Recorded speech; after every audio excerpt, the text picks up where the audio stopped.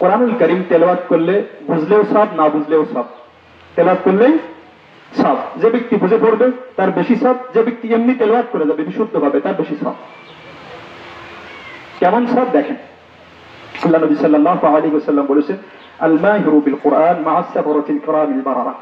যে ব্যক্তি কোরআন তেলাওয়াত করতে পারে বিশুদ্ধভাবে, সুন্দরভাবে, সে ব্যক্তি মা'আস সাবরাতিল কিরামিল বারারা, ফেরেশতাদের সমতুল্য। সুবহানাল্লাহ। ফেরেশতাদের কি গুনাহ আছে? কোন গুনাহ আছে? সব মাফ তাদের। যে ব্যক্তি সুন্দর করে কোরআন পড়তে পারে সে ব্যক্তি ফেরেশতাদের সমান হয়ে যায়। ওয়াল্লাযী ইয়াকরাউল কুরআন ওয়া ইয়াতাতা'আতু ফীহি ওয়া হুয়া আলাইহি শাক্কুল লাহু আজরান।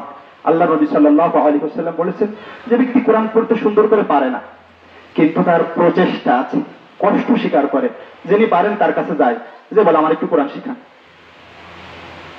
যিনি পারে তার কাছে যায়, যে বলে আমাকে একটু কোরআন শিখাই দেন। আপনার কখন সময় হবে? আমি সে সময় থাকবো, সে সময় আসবো, যখনই আপনার সময় আছে সেই সময়টা আমি শিখে নেব।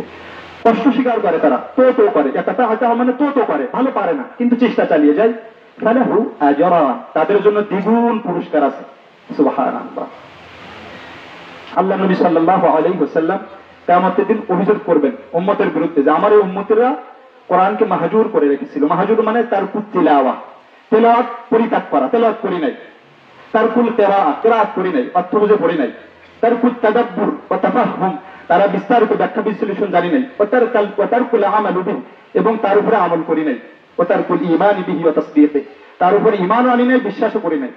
একটা মানুষ বিশ্বাস না করার অর্থ তো এটা এক ধরনের বোঝায় যে সে তেলাওয়াত করবে না, সে কিরাআত করবে না, সে তাদাব্বুর করবে না, সে আমল করবে না। এটাই তো বোঝায় যে ওই যে গল্প একটা একজন মুফাসসির গল্প করেছিলেন, একজন নাকি তার বউয়ের খুব মারতো। তা বউ একদিন জিজ্ঞাসা করতেছে, তুমি আমার এত মারো কেন? তখন স্বামী জবাব দিচ্ছে, কিলের ওজন থেকে বুঝতে পারো না তোমার মারি কেন? তার মানে তোমার তালাক দিব। তো আমরা যারা কোরআন পড়ি না, কিরাআত করি না, তাদাব্বুর করি না, আমল করি না, এর দ্বারা এটা প্রমাণিত হয়ে যায় যে আমরা কোরআনকে মাহজুর করে রেখেছি। এটা পছন্দ করি না তাই পড়ি না, ভালো লাগে না তাই পড়ি না, নাকি বলেন? এরকম ধরনের অর্থ আসতে পারে। আমরা আরেকটা কথা বলে শেষ করব। কিয়ামতের ময়দানে আল্লাহ তাআলা কিছু মানুষকে অন্ধ করে উঠাবেন, দুনিয়াতে যাদের চোখ ছিল। কারণ কি? আল্লাহ তাআলা কোরআনুল কারীমের ভিতরে বলেছেন, ওমান আ'রাদা আন যিকরি ফাইন্না লাহু মাঈশাতান দানকা ওয়া নাহশুরুহু ইয়াওমাল কিয়ামাতি আ'মা। যে ব্যক্তি আ'রাদা আন মানে পিছে ফেলে রাখা, বিরত রাখা, পরিত্যক্ত অবস্থায় রাখা, ফিরিয়ে রাখা, বিমুখ হওয়া। তা যে ব্যক্তি বিমুখ হয়েছিল আমার জিকির থেকে, জিকির মানে বিভিন্ন অর্থ আছে।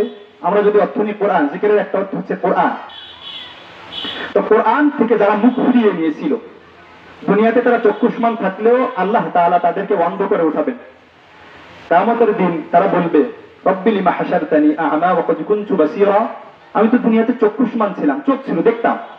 আজকে হাশরের ময়দানে আপনি আমারে কেন আ'মা, অন্ধ করে উঠালেন? আল্লাহ তাআলার পক্ষ থেকে জবাব আসবে, তুমি যেভাবে আমাকে ভুলে গিয়েছিলে, আজকের এই দিনে আমি তোমাকে সেভাবেই ভুলে গেলাম। ভুলে যাও মানে? কোরআন কিন্তু মাখলুক না, কোরআন আল্লাহর কালাম, সরাসরি আল্লাহর বক্তব্য। এটা আমরা কাগজে দেখি, মূলত এটা কাগজের কোনো কিতাব না, এটা একটা সহায়ক জিনিস। কাগজটা যেটা আমরা পড়ি এটা না, মূলত এটা হচ্ছে সরাসরি আল্লাহর কথা। সরাসরি কি? আল্লাহর বক্তব্য, আল্লাহর কথা। কোরআনটা কিন্তু এরকম বই আকারে আসে নাই, এটা সিনায় এসেছে। কার? নবিয়ুনা ওয়া হাবিবুনা মুহাম্মদ ইবনু আব্দুল্লাহ সাল্লাল্লাহু ওয়া সাল্লামু আলাইহি। অতএব আমাদের যারা আমরা এখনো কোরআন পড়তে পারি না, আমরা সাবধান হয়ে যাওয়া দরকার যে আমি কোন দিকে যাচ্ছি, আমি কোন দিকে যাচ্ছি, একটু সতর্ক হওয়া দরকার। আল্লাহ তাআলা আমাদেরকে বুঝদান করুক। কোরআনের নূর দিয়ে আল্লাহ তাআলা আমাদের অন্তরগুলোকে মুনাওয়ার করে দিন।